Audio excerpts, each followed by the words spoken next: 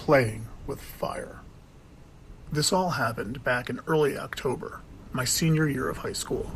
I was still recovering from a knee injury I suffered during basketball season my junior year, so I wasn't able to play football that fall. Instead, I went to the games to cheer on my teammates, trying to make the best of a lousy situation. It was at one of our road games that I met Cindy. She went to the other school, and we bumped into each other by the snack bar. We chatted for a bit, exchanged numbers, nothing crazy. She was cute and easy to talk to. When we said goodbye, I noticed something strange in her eyes. She looked over my shoulder, scanning the crowd with a nervous look, like she'd just seen a ghost. But when I asked if everything was okay, she just smiled and said it was nothing. I didn't think much of it. Over the next few days, we texted and made plans to meet up that weekend. But then, things took a turn that I never saw coming. It was a Friday morning, second period. I was sitting in class when the announcement came over the PA system. This is not a drill. The school is on lockdown. Stay in your classrooms. Teachers, lock your doors and follow procedure. It took a moment for it to sink in, but then the tension in the room started to rise. People were whispering. Phones were being checked, eyes darting around. We had no idea what was going on, but we all knew something was wrong. And then we heard it, a distant bang of metal on metal. It echoed down the hallway. Bang! We froze. Then, another bang! And another, and another. Closer each time. Jackson! The voice wasn't calm. It was full of rage, and I'll be honest, my heart dropped. I wasn't the only Jackson in the school, but something about the way he yelled my name made me know he was looking for me. Jackson! Bang! It was getting closer. I knew deep down that this had something to do with Cindy. I couldn't explain why, but I just knew. Jackson! Bang! Now it was right outside the classroom. I held my breath, my hands shaking. A girl I barely knew took my hand and squeezed it. I held on, my eyes shut tight. Jackson! Bang! This time it sounded a little quieter. Jackson! Bang! Quieter still. He had walked past our classroom. We remained huddled together, our backs pressed to the walls. I could hear the whispers, the rapid breathing. It felt like time had slowed down. Jackson! Bang! It was muffled now, farther down the hall. Then came other sounds. Shouts, a scuffle. The police had entered the building. The shouting grew louder, the unmistakable sound of someone being dragged away right past our door, yelling my name the entire time. A few more minutes passed, and the PA system came on again, telling us the lockdown was over. It was safe to go back to class, but I didn't feel safe. Turns out, Cindy's ex, this guy in his 20s, had been stalking her for weeks, ever since they broke up. When I met her at the game, he had seen us talking, and that's when things went bad.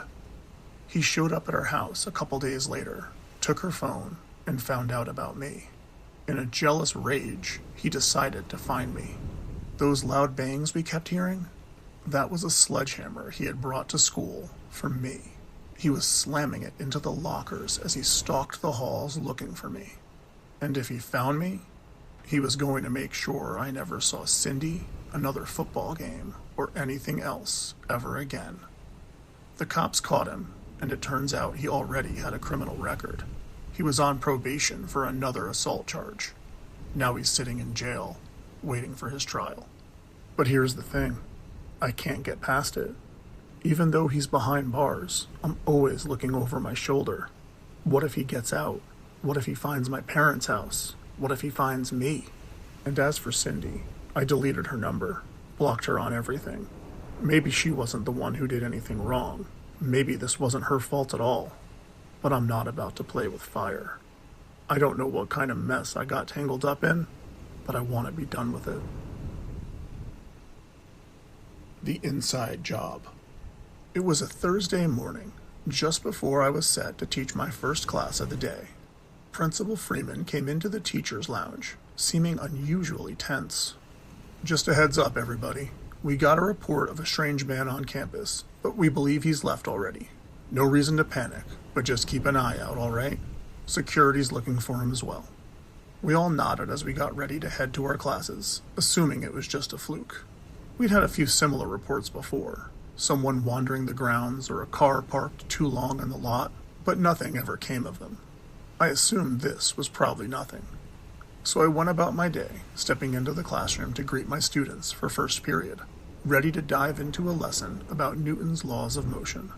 We were in the middle of the lesson when the PA crackled to life, a sound that normally would just signal a routine announcement or a reminder about the dress code. But this time, it wasn't normal. Attention, the school is now in lockdown. Lock all doors and remain where you are. This is not a drill. The kids froze. They knew what to do. Monthly drills prepared them for this moment. But there was something about the principal's tone, that quiet, grim undertone that put us all on edge. The anxiety in the room was palpable. I locked the door, pulled the blinds, and moved the kids away from the windows. The hallway outside my classroom was eerily quiet. I glanced through the narrow window in the door, keeping a close eye on anything out of place. The hallway was still, except for the occasional shuffle of feet or the distant murmur of a teacher doing the same in their room. Then, after about 10 minutes of silence, I saw him, a man I didn't recognize, pacing the hallway. He wore a military green jacket, dark jeans, and heavy black boots. There was something deliberate about the way he walked, his gaze fixed ahead as though he had a specific destination. A rifle was slung over his shoulder as he passed my door, and I caught him muttering, "Freeman, Freeman." I realized he was heading directly for the principal's office and felt a cold chill sweep over me. The man didn't even glance our way, but the fact that he was armed, muttering to himself, and heading straight for Freeman's office made my stomach turn. "Stay calm," I whispered to my students, but it was hard to sound convincing. We all waited in silence for what felt like hours, but then a sound broke the quiet. A sharp bang. A single shot that rattled the windows of the classroom. Some of the kids jumped, others gasped. One girl was already in tears. What do you say in that moment? What do you tell them when everything you've taught them about safety seems to be falling apart? The minutes that followed felt like an eternity. We didn't hear anything else. No footsteps, no voices, certainly no more gunshots, thank God. We just sat there waiting, watching, our breath held in fear. Then, about 15 minutes later, I saw police officers in the hall, dragging the man I had seen earlier. He was kicking and screaming, his words a garbled mess of rage and fear. An announcement came sometime after, but it wasn't Freeman's voice. This time, it was Mrs. Jackson, the vice principal. She spoke with a calm, professional tone, though her voice quivered slightly as she reassured us. "The threat has been neutralized. Please remain where you are. We will begin dismissal shortly." We all waited, the tension still thick in the air, until the final student was dismissed. But even then, it wasn't over. That evening, the full story started to unravel. The man I had seen in the hall, the one we had all assumed was the shooter, was not the real threat. He was just a pawn in a twisted game, manipulated by someone much closer to home. It turned out the shooter wasn't some random person. He was connected to one of our own. Mr. Davis, the history teacher, a man I had worked alongside for years, had been harboring a secret, a dark, vengeful plan. His wife, Mrs. Garcia Davis, a Spanish teacher at our school, had been having an affair with Principal Freeman for years, and Mr. Davis finally found out. But he didn't confront his wife or Freeman. No, he took a different route, one far more sinister. He had manipulated his brother-in-law, his wife's brother, the man in the military jacket, into doing his dirty work. The brother-in-law was a military veteran. The rumors going around town are that he's been suffering from undiagnosed mental health issues ever since returning from Afghanistan. Davis had led him to believe that Freeman was involved with his wife, Giselle.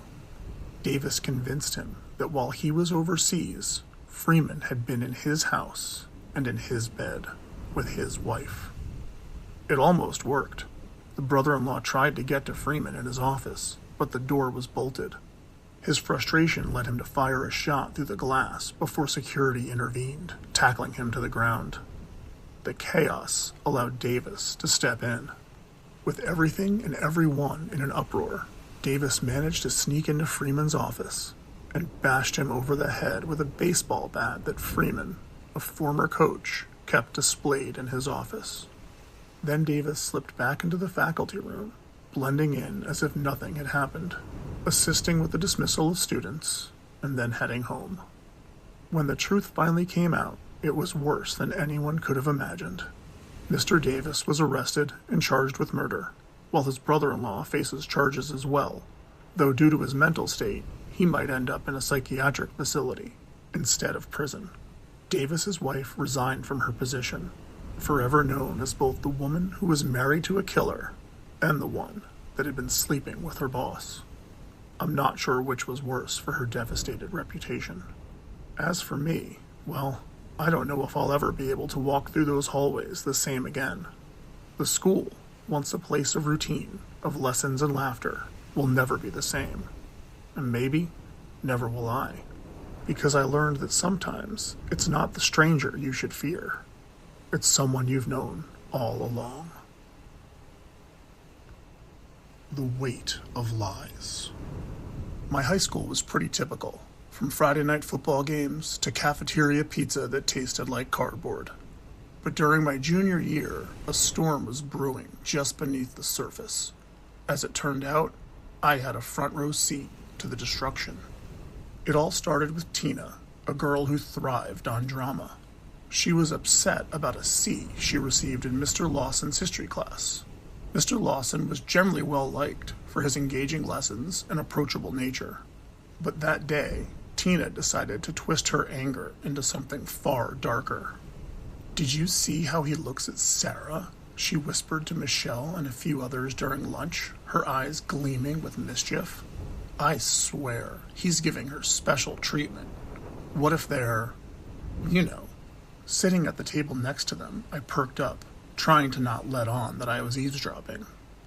Tina's friends exchanged glances, a mix of intrigue and excitement flickering across their faces.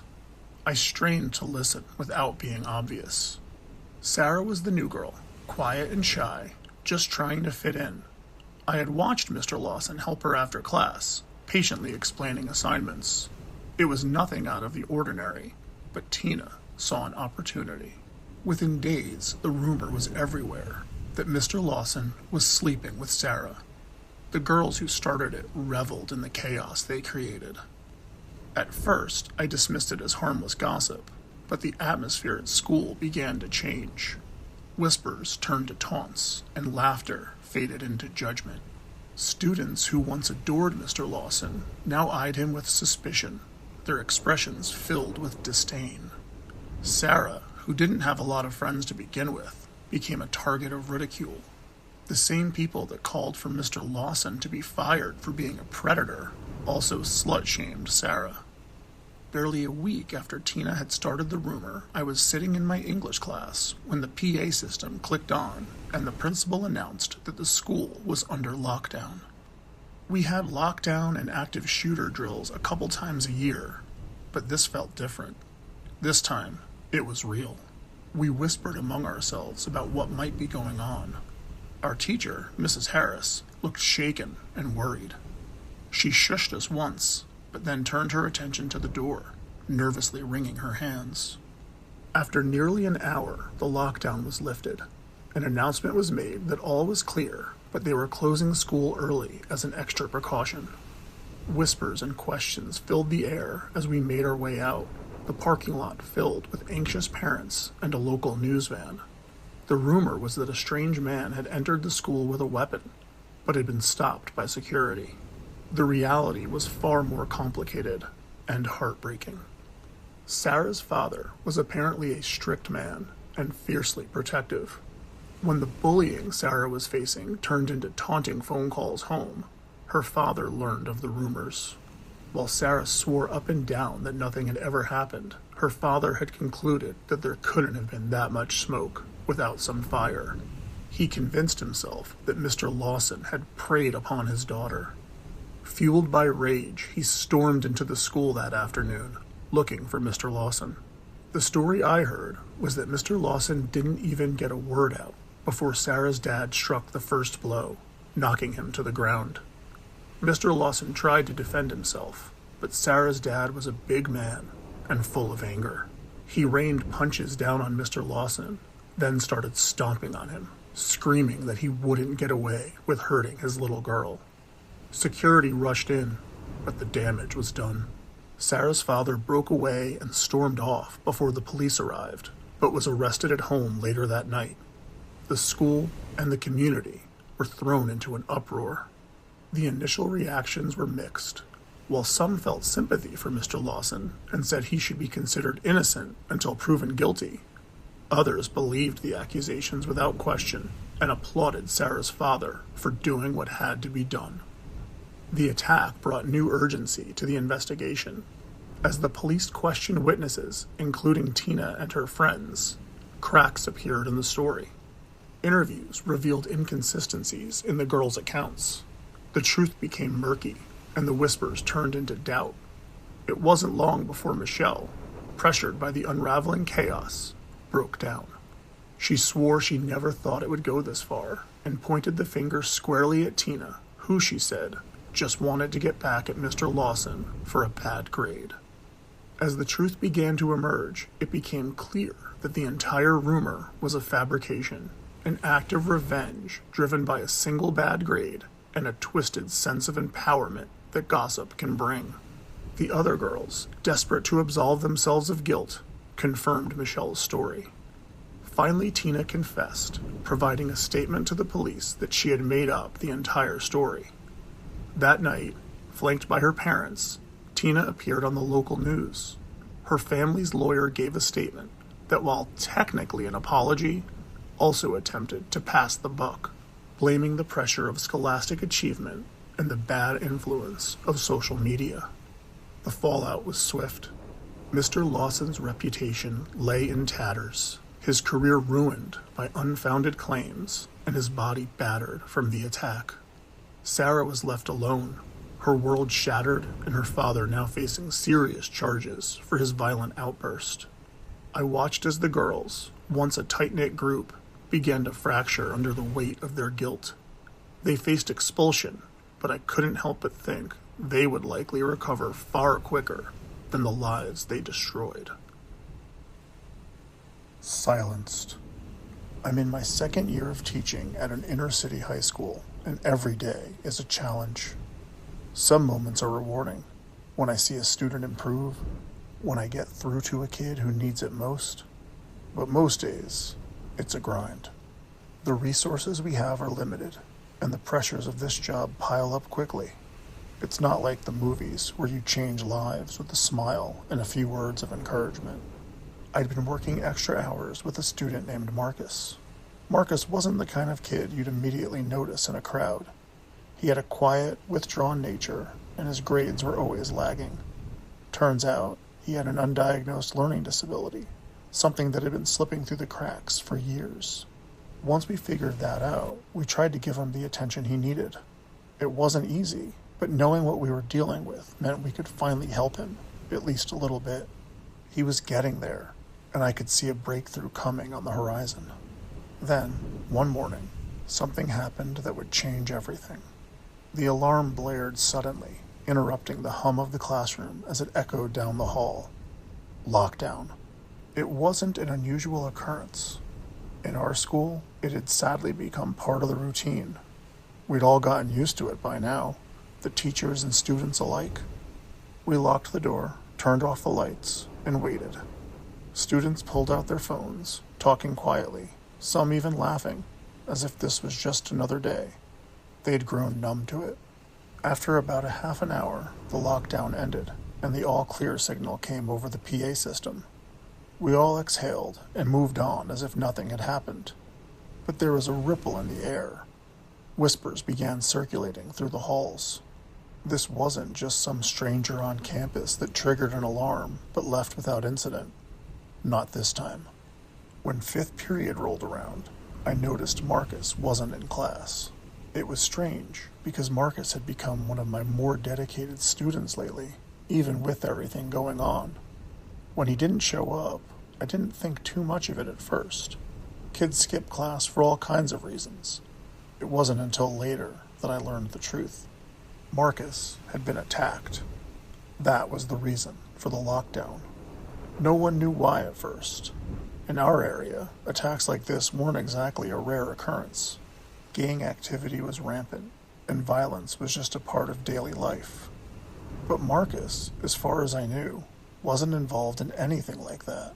From my time working with him, I saw a kid trying to get out, a kid that worked at a convenience store to help his mom with the bills. So I couldn't wrap my head around it.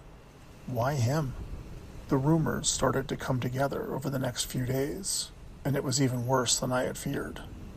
It was said that Marcus had seen something. A deal, a confrontation, maybe something worse. Between some guys who weren't exactly the kind of people you want to be on the wrong side of. Apparently, whoever was involved didn't want Marcus talking about it. So they tracked him down at school.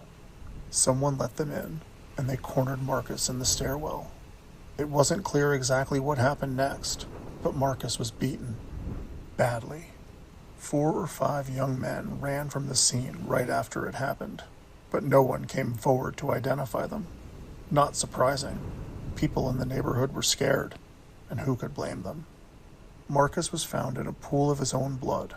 He was rushed to the hospital, but he hasn't woken up, and his doctors say it's unclear if he ever will. I go through the motions of teaching every day, but it's hard. Every corner of this school feels different now. Every face is a reminder of what happened. And every time I walk past that stairwell, I can't stop imagining what it must have been like for Marcus. I'm forcing myself to get through the rest of the year, but it's not easy. I thought I knew what I was getting into when I took this position, but I wasn't prepared for this kind of darkness. Marcus was a kid who didn't deserve any of this. And every time I see his empty seat in class, it's like a hole has opened up in the room. I'm applying for other jobs for next fall, and I hope to find a way out. I can't bear the thought of this happening to another kid. And hell, the next victim could be me.